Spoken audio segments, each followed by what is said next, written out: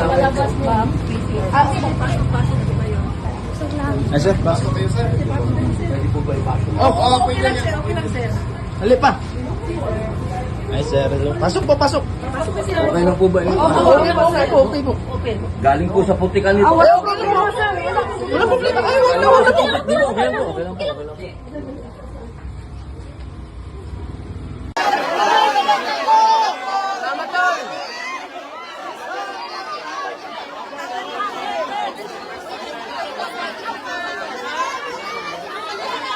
Ito po ang mga dala-dala ni Camille Villar, ni Senadora Camille Villar.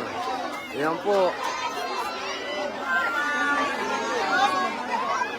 Isang truck po ang dala-dala niya. Isang truck ang dala. Idol, Duterte! Opo, Duterte. Duterte!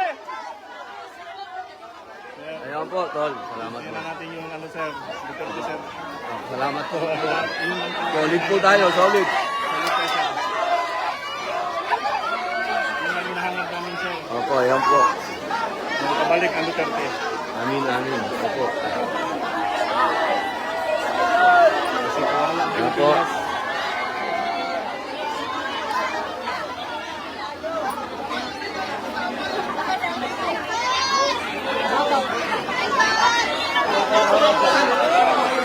Opo. Yan po, kahit po umuulan, nakita nyo po, nandito po ang ating mahal na senadora. Opo, talagang. Opo, opo. Idol. Idol. Idol, sali mo ka sa video, Idol. Opo, Tol, ayan, kasama ka, Tol. Duterte! Duterte! Duterte! Salam, brother. Picture kami sir. Ada, salam.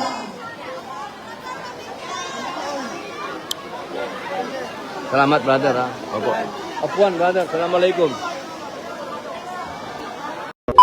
Alright, mag-reaction tayo dito mga kababayan sa pagbisita ni Senator Robin Padilla no, dito sa Barangay Calabanit, Glan, Sarangani, na kung saan ay binisita nga po niya ang ilan sa mga nasawi no, dito sa lindol noong Monday ng 7.8 magnitude. At dito mga kababayan, nakakabilib talaga itong si Senator Robin Padilla dahil nung pagpasok niya ay hindi niya pinasok yung kanyang sapatos no, at sabi ng may-ari ng bahay ay pwede naman daw ipasok, pero pinili pa rin ni Senator Robin Padilla na iwan yung kanyang sapatos no doon sa labas kasi yung sabi niya ay galing nga po siya sa putikan at medyo maulan-ulan po yung panahon ngayon dito sa Mindanao mga kababayan no. At para po sa aking opinion dito no, sa aking nakikita lang itong pagrespeto ni Senator Robin Padilla na kahit po siya ay senador, siya ay malaking opisyal no, ng ating gobyerno at pinapakita niya yung kanyang respeto mga kababayan sa mga ordinaryong Pilipino no, na ganito yung nangyari nga, binisita niya yung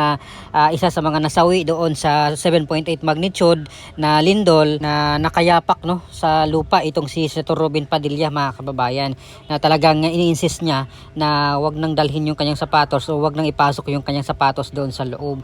At bagay naman na talagang makikita naman natin no, sa iba pang mga ganitong klaseng bisita na talagang hinuhubad yung mga sapatos dito sa pagpasok nila sa mga bahay mga kababayan no. At for sure talagang hindi inakala ng mga may-ari ng bahay doon or yung pamilya na binisita niya na gagawin yun ni Senator Robin Padilla no, knowing yung kanyang status na senador at talagang sinabihan naman siya na sige wag walang problema, ipasok mo yung sapatos mo, pero mas pinili pa rin ni Senator Robin Padilla na tanggalin yung kanyang sapatos. Kaya malaking saludo no dito sa kay Senator Robin Padilla na talagang ito yung kanyang ipinapakitang respeto rin sa may-ari ng bahay o sa pamilya na kanyang binisita mga kababayan. So sana ay marami pang gitong klaseng senator or politiko or opisyal ng ating gobyerno na bumibisita doon sa mga pangkaraniwang mga Pilipino or ordinaryong Pilipino doon sa mga bahay nila at hinubad nila yung kanilang mga sapatos, mga ganyan. So talagang malaki yung aking respeto dito kay Senator Robin Padilla mga kababayan sa ginawa niyang ito. At samantala ay sinamahan din po niya itong si Senator Camille Villar naman na namahagi ng mga relief operations dito po sa may Barangay Lagaw, General Santos City mga kababayan. Kahit na maulan-ulan po yung panahon ngayon doon, tuloy pa rin yung kailang pamamahagi ng tulong mga kababayan, no? Doon sa mga nasalanta or nabiktima ng mga malakas na lindol, itong 7.8 magnitude mga kababayan. At noong isang araw din ay nagpunta naman doon, no, si Vice President Sara Duterte dito po sa may Sarangani, sa may Malapatan at sa Jensa, no? At si Senator Bongo rin ay nagtungo rin po doon para mamahagi rin po ng mga tulong mga kababayan.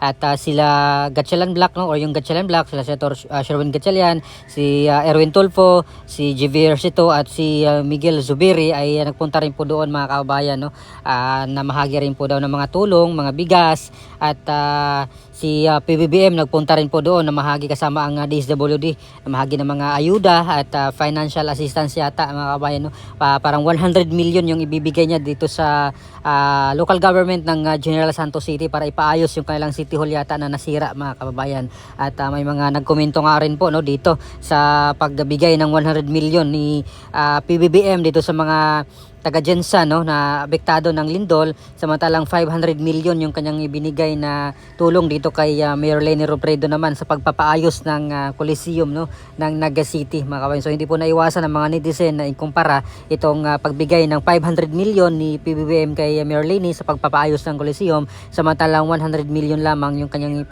ibinigay na tulong dito sa Jensa naman. Pero ito naman ay para sa pagpapaayos naman ng kanilang City Hall na nasira ng malakas na lindol mga kababayan. At karagdagang tig 50,000 pesos sa mga pamilya na nasawi, no, dito sa malakas na lindol noong June 8, no, noong Monday mga kababayan, dito sa area ng Sarangani, sa may General Santos City, sa may Davao Occidental, no. So 50,000 daw per casualty, or kung may casualty mga kababayan yung ibibigay ni President Bongbong Marcos, no. At syempre yung DSWD naman mga kababayan, no, yung kailang pagbibigay ng mga relief goods naman dito sa mga apektadong mga pamilya ng lindol na ito. At sa mga iba pang mga politiko mga kababayan, no, particularly dito po sa mga senador, ito nakikita na po natin na kumikilos din naman sila na namimigay na ang mga karagdagang tulong, no, mga kababayan. At nauna na po dyan yung Office of the Vice President ay after ng lindol nga ay nakaposition na agad sila doon. At si VP Sara ay nagpunta rin po personally doon after ng kanyang event doon sa Cotabato City sa BARM, ay dumiretso po siya dito sa General Santos at pumunta rin po doon Sarangani, no, doon sa Malapatan para bisitahin naman yung mga biktima rin po ng kalamidad. At si PBBM ay nandun na rin po. At yung mga ibang senador, no, nakita natin na nagpunta na sila. At may mga ilang pang senador na hindi pa nagpakita doon or pumunta doon mga kabayan sa lugar ng malakas na lindol, no. At ngayong panahon na ito mas kailangan talaga nila ng tulong mga kabayan, ng mga ayuda.